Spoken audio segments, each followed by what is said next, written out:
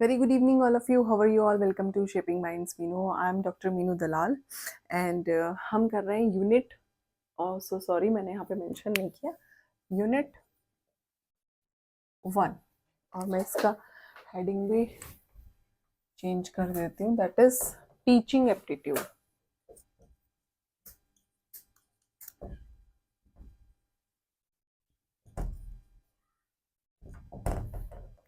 Teaching aptitude तो मैंने आपको प्रीवियस वीडियो में टीचिंग एप्टीट्यूड के मैं 2 लेक्चर दे चुकी हूँ, ये थर्ड है।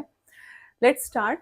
टीचर क्या है? इंडिपेंडेंट वेरिएबल होता है, स्टूडेंट डिपेंडेंट होता है टीचर के ऊपर, एंड जो सिलेबस होता है हमारा वो होता है इंटरवीनिंग वेरिएबल। मैंने आप लोगों को ट्राइपोलर, क्वाड्रीपोलर, ये सारे के सारे जो को ट्राइपोलर है वो सबसे ज़्यादा इंपॉर्टेंट है और वो जॉन डीवी ने दिया था। एंड मैंने आपको ये बताया था कि किस किस तरह की लर्निंग होती है।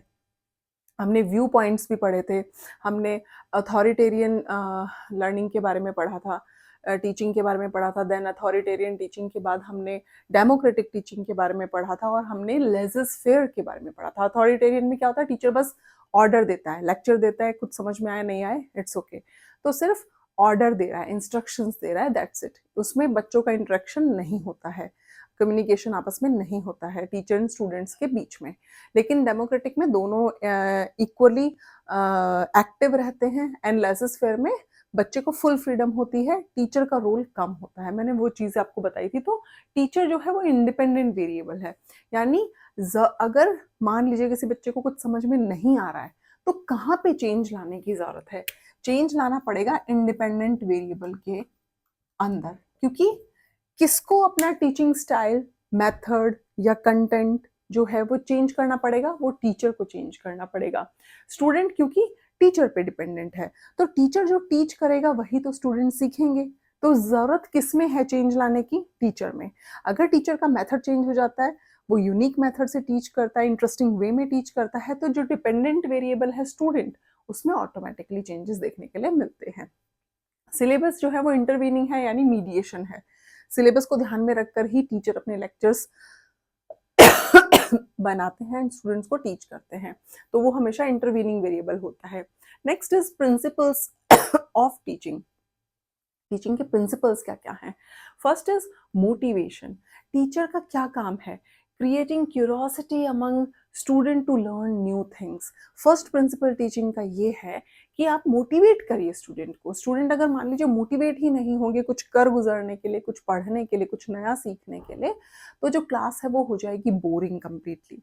तो मोटिवेशन इज मस्ट। आपने कभी भी देखा है ना, जो आर्मी ट्रेनिंग्स होती हैं, जो पुलिस में जाते हैं बच्चे, यूपीएससी, वो बहुत मोटिवेशन दिया जाता है उन्हें कि आपको अपनी जो कंट्री है उसके लिए ये चीज़ करनी है, अपनी फैमिली के लिए ये चीज़ करनी है। इसी तरह से स्टूडेंट्स, अगर टीचर जो है वो स्टूडेंट को मोटिवेट कर पाए तो स्टूडेंट ज़्यादा अच्छा परफॉर्मेंस देते हैं। आपने मोटिवेशन में एक और चीज़ देखी होगी, आप अपने घर से लगाइए, अपने आप से लगाइए। इवन जब कभी टीचर्स जो हैं हमें रिमार्क्स देते थे ना, वेरी गुड, एक्सीलेंट, और आजकल जो बच्चे हैं उनमें स्टूडेंट्स को क्या स्टार्स मिलते हैं, है ना, मेरी डॉटर को मिलता है, तो मैंने नोटिस किया है जब उसको स्टार मिलते हैं तो वो और भी अच्छा परफॉर्म करती है। That is motivation. Next is principles of activity, learning by doing. एक स्टूडेंट कब ज्यादा अच्छा सीखता है? जब वो लर्निंग बाय डूइंग करे, यानी जो भी उसने लर्न किया है उसको वो करके देखे, प्रैक्टिस करे उस चीज की। मेंटल एंड फिजिकल एक्टिविटी दोनों होती है ये, जो लर्निंग बाय डूइंग है। इसमें क्या होता है, देखिए, मान लीजिए आपने गाड़ी चलाना सीखा। अब मैं आपको ओरली बता दूं, अरे देखो ऐसे गियर वो करते हैं, चेंज करते हैं, इतनी स्पीड पे इतना गियर लगाना है, ये स्पीड होनी चाहिए, आप कब रिवर्स गियर कब यूज करेंगे, आप स्टॉप कब करेंगे, आप ब्रेक कब यूज करेंगे, तो मैं बस आपको ओरली बता दूं और आप गाड़ी में बैठ जाएं और गाड़ी चला लें, तो दैट इज नॉट पॉसिबल। पढ़ा है आपने, ठीक है, रूल्स पढ़ लिए आपने, ट्रैफिक रूल्स पढ़ लिए, गाड़ी को कैसे हैंडल करना है वो सब रूल्स पढ़ लिए, लेकिन जब तक आप उसको प्रैक्टिस नहीं करेंगे ना तब तक आप गाड़ी नहीं चला पाएंगे। तो एक स्टूडेंट उसी तरह से, मान लीजिए टीचर ने लेक्चर दिया क्लास में, बच्चे ने सुन लिया, अच्छा ऐसे ऐसे होता है, ऐसे ऐसे होता है, लेकिन जब तक बच्चा घर जाके उसको रिवाइज नहीं करेगा, उसे समझेगा नहीं, दोबारा से पढ़ेगा नहीं, उसको जो भी कंटेंट है उसको स्टोरी की तरह समझने की कोशिश नहीं करेगा, इमेजिनरी थिंग्स क्रिएट नहीं करेगा, तब तक वो चीज़ें उतनी ज़्यादा उसके लिए फ्रूटफुल नहीं होंगी। नेक्स्ट हमने देखिए, मैंने यहाँ रिटेंशंस बताए हैं, रिटेंशन रेट आफ्टर 24 आवर। कभी भी आप नोटिस कीजिए, आपने कोई चीज़ पढ़ी और अगर आपने वो अभी जस्ट मैंने कोई एक पैराग्राफ रीड किया एंड छोड़ दिया, अगर मैं उसको कुछ ही टाइम बाद दोबारा करूंगी तो वो मुझे ज़्यादा अच्छे से याद रहेगा। लेकिन अगर मैंने उसे छोड़ दिया ना, तो समझ जाइए वो छूट ही गया। क्या होता है ये रिटेंशन रेट? देखिए, जब आप किसी का लेक्चर सुनते हैं, अभी जैसे आप मेरा लेक्चर सुन रहे हैं, खाली सुनने से काम नहीं चलेगा, आप मेरे वीडियोस को बार बार देखिए, आपको ऑटोमेटिकली चीज़ें याद होनी स्टार्ट हो जाएंगी। या फिर आप बार बार पढ़िए। तो लेक्चर जब आप सुनते हैं, जस्ट सुना, तो वो आपकी मेमोरी में सिर्फ 5% रहता है उसका। रीडिंग, जब आपने खुद किसी चीज़ को पढ़ा तो आपको 10% तक याद रहेगा। ऑडियो विजुअल, जब आप मूवीज देखते हैं ना, जिसमें शिवांशी शायद बारिश आ गई और ऊपर वो है, बेटा देखो एक बार, कपड़े हैं। तो सॉरी, बीच में मैं बोल पड़ी, एक्चुअली बारिश आ गई सडनली। ऑडियो विजुअल क्या है? ऑडियो विजुअल, जब आप मूवी देखते हैं, ऑडियो भी है उसमें, विजुअल भी है, वो चीज़ें। Please go upstairs, please please, thank you so much. तो ऑडियो विजुअल दोनों, यानी तो वो आपको ज्यादा याद रहती है। आपको मूवी की स्टोरीज इसीलिए याद रहती है क्योंकि वो ऑडियो भी है, विजुअल भी है। Shivanshi, turn on the lights. Okay, lights. Okay. Demonstration, जब आपको कोई डेमोन्स्ट्रेशन दिया जाता है किसी चीज का, कि ये प्रोजेक्ट दिखाया जाता है, आपको उसका पूरा डेमो दिया जाता है, तो भी वो चीज आपको याद रहेगी। वो 30% तक तब आप उसके दिमाग में वो चीज रहेगी। डिस्कशन ग्रुप मेथड जो होता है, जब आप किसी ग्रुप में डिस्कस करते हैं चीज़ों को, है ना, आप अपने फ्रेंड्स के साथ, मान लीजिए जो भी आपने रीड किया, जो भी आपने लर्न किया, जब आप अपने फ्रेंड के साथ उसको डिस्कस करेंगे, अपने पेरेंट्स के साथ डिस्कस करेंगे, देखो आज मैंने ये चीज़ पढ़ी, ये ऐसे होता है, ये ऐसे होता है, तो आप वो चीज़ आपको ज़्यादा याद रहेगी। Next is learning by doing, जब आप खुद करके देखेंगे ना, जब आप खुद प्रैक्टिस करेंगे, आप खुद क्वेश्चन सॉल्व कीजिए, वो आपको बहुत अच्छे से याद रहेगा। और कितना percent? 75%। And last one is जो मैक्सिमम है, टीच अदर, 90%। मैं आप लोगों को टीच कर रही हूँ तो उसमें ऐसा नहीं है सिर्फ आप लोगों का फायदा, उसमें मेरा बहुत ज्यादा फायदा है, क्योंकि मुझे चीजें याद होती चली जाएंगी। तो टीच अदर्स, दूसरों को पढ़ाओ।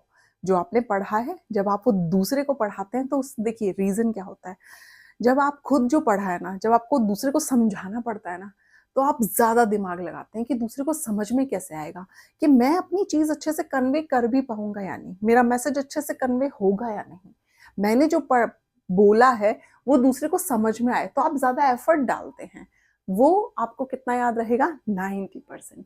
अब हम आ जाते हैं प्रिंसिपल्स पे। मैंने 2 प्रिंसिपल्स आपको बताए। Third principal is principle of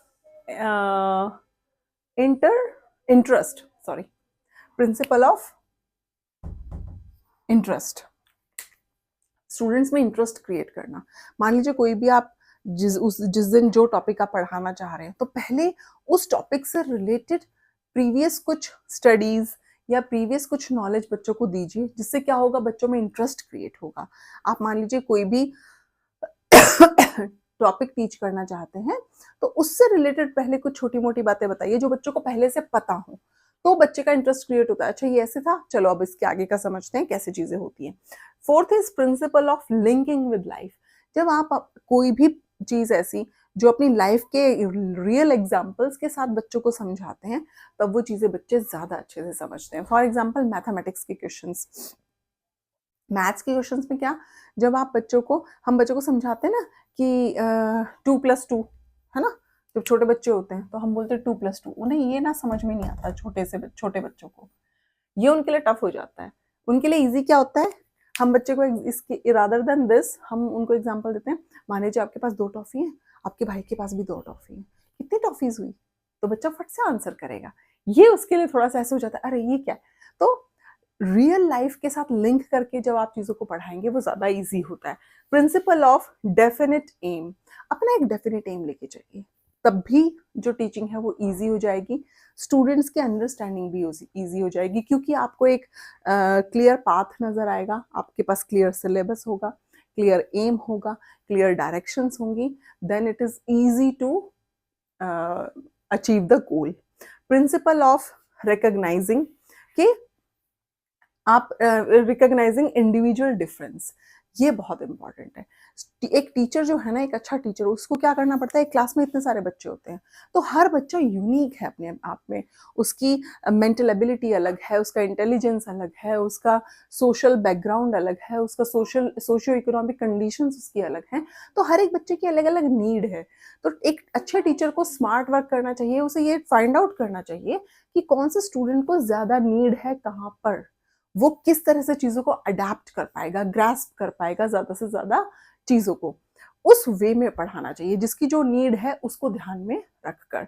7th one is principle of selection, सही कंटेंट का सिलेक्शन, सही टॉपिक को चूज करना एंड सही मेथड उसमें लगाना, ताकि बच्चों को वो समझने में ईजी हो, अंडरस्टैंडेबल हो, ईजी टू ग्रास्प हो, ईजी टू लर्न हो and easy to resolve the problems. यानी जब आप बच्चे को अगर सब चीज़ें सच में समझ में आएंगी तो वो प्रॉब्लम्स को सॉल्व भी कर लेगा।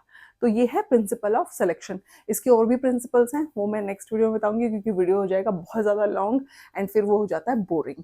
तो अगर आप लोगों को समझ में आता है तो students please, it's my humble request, एक छोटा सा मैसेज तो आप लोग कर ही सकते हैं कि thank you ma'am, good lecture, and वो चीज़ें क्या है, मोटिवेट करती हैं। तो मैं भी स्टूडेंट हूँ, लेकिन हूँ तो इंसान, मैं टीचर हूँ, आप स्टूडेंट हैं, लेकिन मैं टीचर होने के बाद भी हूँ तो इंसान ही। तो जैसे आपको मोटिवेशन की ज़रूरत है, वैसे ही मुझे भी मोटिवेशन की ज़रूरत है, इसलिए मैं आप लोगों को बोलती हूँ मैसेज करने के लिए। Please do like, subscribe and share my YouTube channel. Thank you so much, bye bye and take care.